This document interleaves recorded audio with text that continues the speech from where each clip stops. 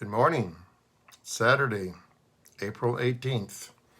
Let me read again. We covered this yesterday, but I'm going to go into a little bit further today from Revelation to 13, where the church in Pergamum. Good morning, Tressa. Good morning, Sierra. It says, I know where you live, where Satan has his throne. And then at the end of the verse, it says, and the city where Satan lives. So we looked at that. We looked at the fact that Satan can possess humans. Demons can possess demons. But the question we want to look at today is, do these demons cause sicknesses and illnesses? Could that be the case? Good morning, Grace, Anna.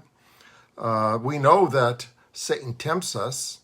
We know that Satan controls the whole world, meaning his philosophy and teachings. Morning, Serena.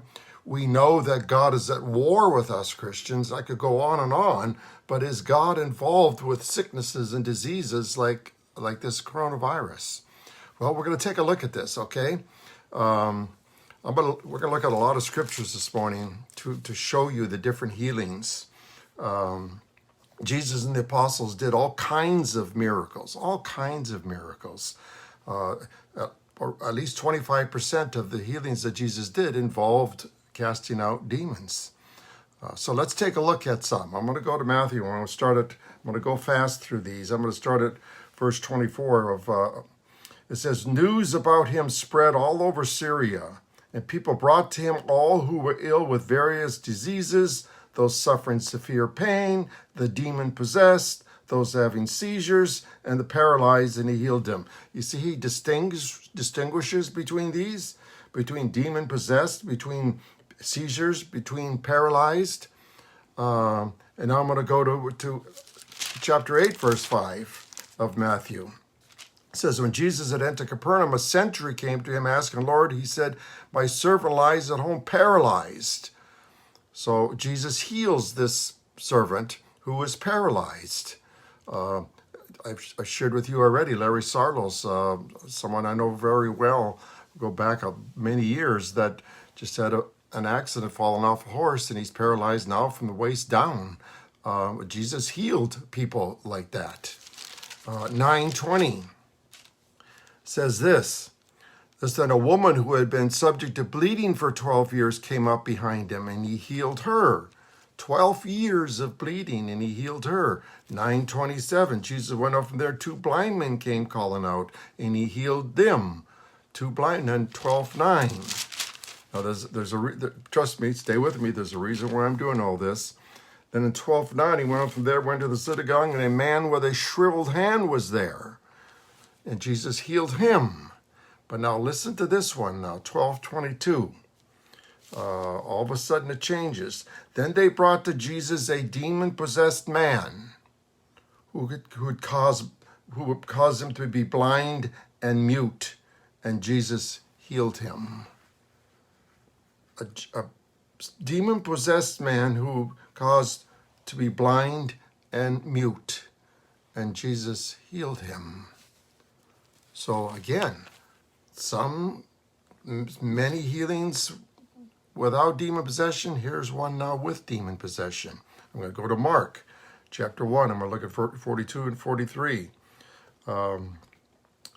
Filled with compassion, Jesus reached out a hand and touched the man. Immediately the leprosy left him, and he was cured.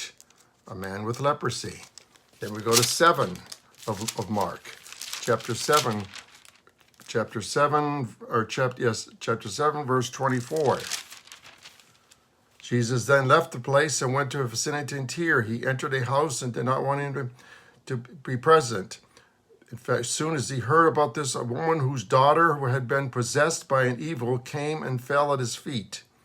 The woman, and he drove the woman out. A young girl, a little daughter who was possessed by an evil spirit. A little daughter. So we always just assume that demon possession is with adults, but here, a woman whose little daughter was possessed by an evil demon came and fell at his feet.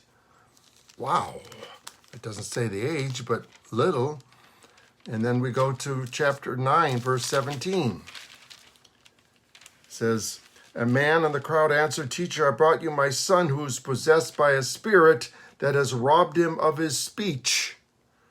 Whenever it seizes him, it throws him to the ground. He foams at the mouth, gnashes his teeth, and becomes rigid. Here's a demon-possessed person that robbed him of his speech. 19:20. So they brought him.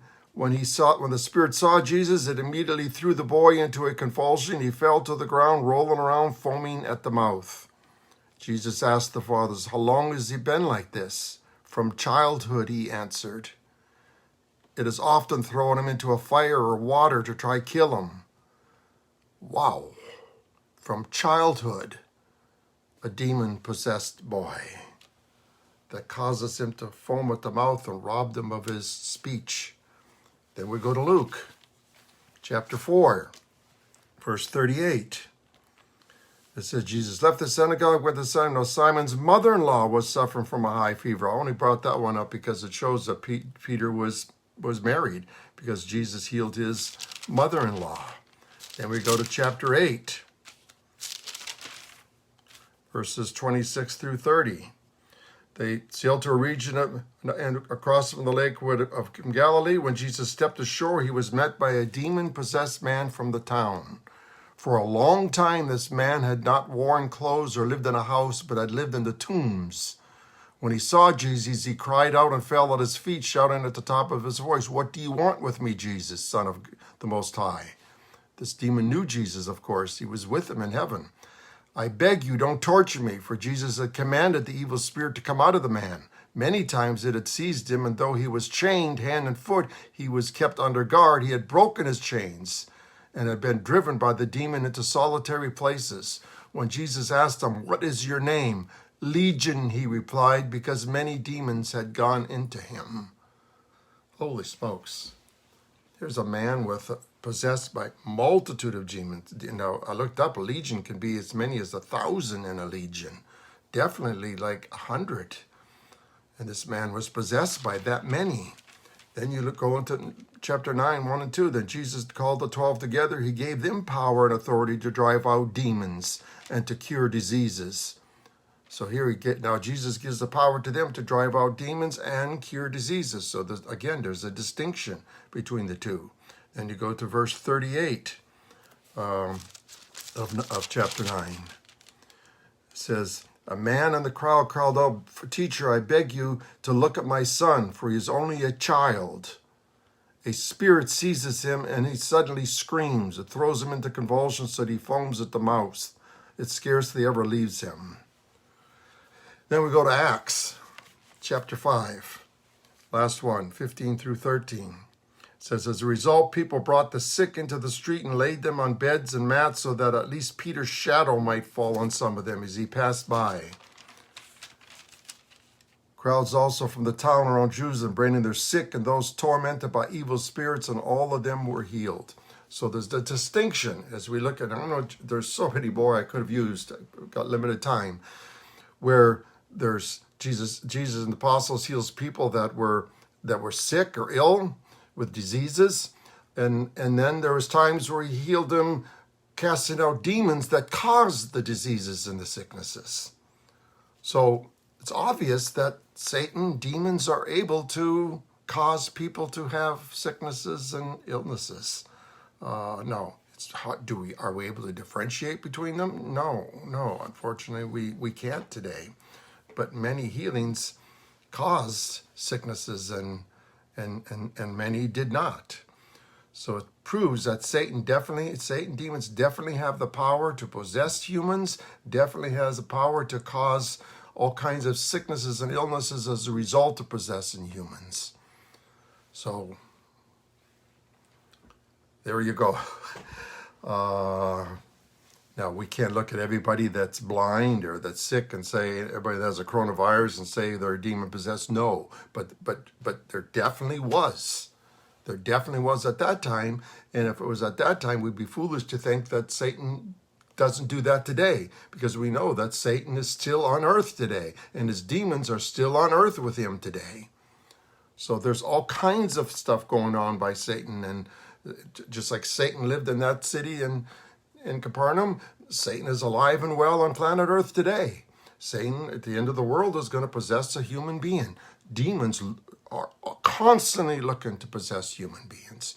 If human beings open themselves up to it, then they possess. But boy, so many where we look at children that were possessed.